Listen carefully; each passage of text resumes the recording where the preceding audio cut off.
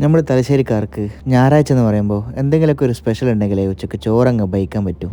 അതുകൊണ്ട് തന്നെ നല്ല നാടൻ വറുത്തരച്ച ബീഫ് കറിയും കൂട്ടി ഇന്നത്തെ ചോറങ്ങ് ഗംഭീരാക്കാമെന്ന് ഞാനങ്ങ് വിചാരിച്ചാൽ മാത്രം പോരാ. ബീഫ് കറിയാണെങ്കിൽ പ്രത്യേകിച്ച് വറുത്തരച്ച കറിയാവണമെങ്കിൽ അതിനൊരുപാട് പണിയുണ്ട്. അങ്ങനെ സന്തോഷേട്ടൻ്റെ കൂടിയെന്ന് ബീഫിന് വേണ്ടി അത്യാവശ്യം കുറച്ച് സാധനങ്ങളവ വാങ്ങി നേരെ വീട്ടിലേക്ക്.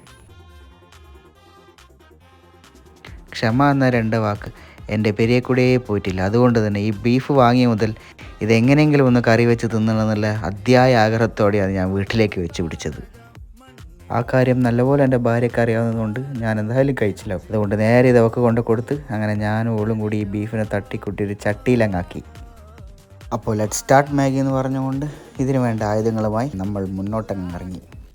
3-4 വെള്ളത്തിൽ നല്ലപോലെ കഴുകി വൃത്തിയാക്കിയ ബീഫ് പെട്ടെന്ന് തന്നെ മറ്റൊരു പാത്രത്തിലേക്ക് മാറ്റി വേഗം നമ്മുടെ പണിപ്പുരയിലേക്ക് തുടങ്ങാം.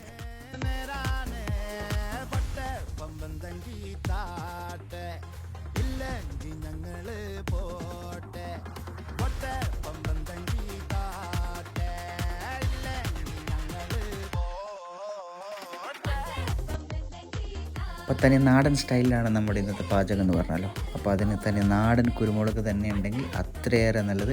പിന്നെ നമ്മുടെ വെല്ലുള്ളി, ചെറിയ ഉള്ളി, പച്ചമുളക്, ഇഞ്ചി, വെളുത്തുള്ളി, പിന്നെ നമ്മുടെ പൊടികളുടെ വരവാണ് മഞ്ഞൾപ്പൊടി, മുളക് പൊടി, ഉപ്പ്, കുരുമുളക് പൊടി, പിന്നെ കറിയുടെ ഫ്ലേവറിന് നമ്മുടെ മല്ലിച്ചപ്പും കറിവേപ്പിലയും കുറച്ച്.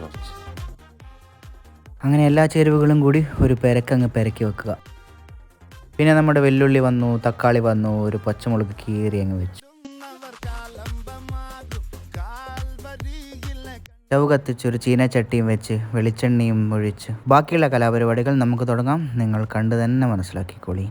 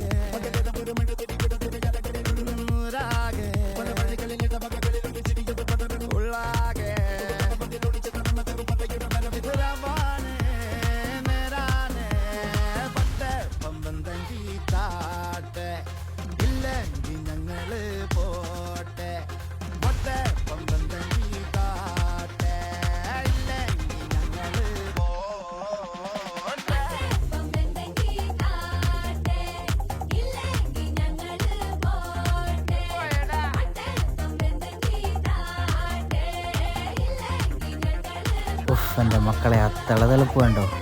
എനിക്ക് നിങ്ങളെ കൊതിപ്പിക്കണമെന്നില്ല, പക്ഷേ ഇതൊക്കെ കാണുമ്പോഴെങ്ങനെയാണ് അല്ലേ? ക്ഷമ ഒട്ടും ഇല്ലാത്തതുകൊണ്ടാണെന്നറിയില്ല, ഇതൊക്കെ കാണുമ്പോഴുണ്ടല്ലോ വിശന്ന് വലഞ്ഞ് പണ്ടാരടങ്ങിയിട്ടുണ്ട്. ഇനി ഈ കറിക്ക് ജീവൻ വെപ്പിക്കുന്ന ഒരു പ്രത്യേകതരം ഇൻഗ്രീഡിയൻ്റ് വേറെ ഒന്നല്ല, നമ്മുടെ തേങ്ങാക്കൊത്തുകൾ. ചന്ദ്രൻ്റെ നിറമുള്ള തേങ്ങാക്കൊത്തുകളും കൂടി ഇട്ടാൽ സംഭവം അടിപൊളിയായി.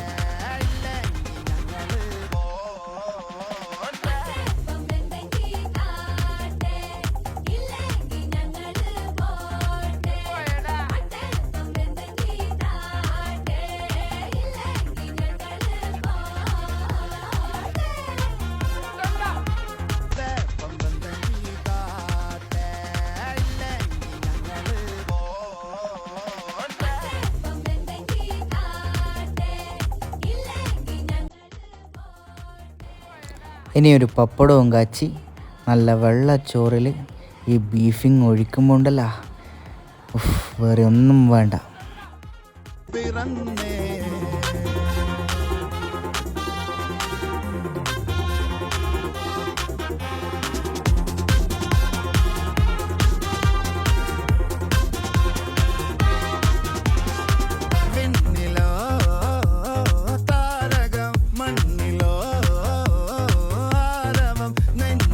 എങ്ങനെയുണ്ട് ഈ നാടൻ വറുത്തരച്ച ബീഫ് കറിയും പപ്പടവും ഈ വെള്ളച്ചോറും?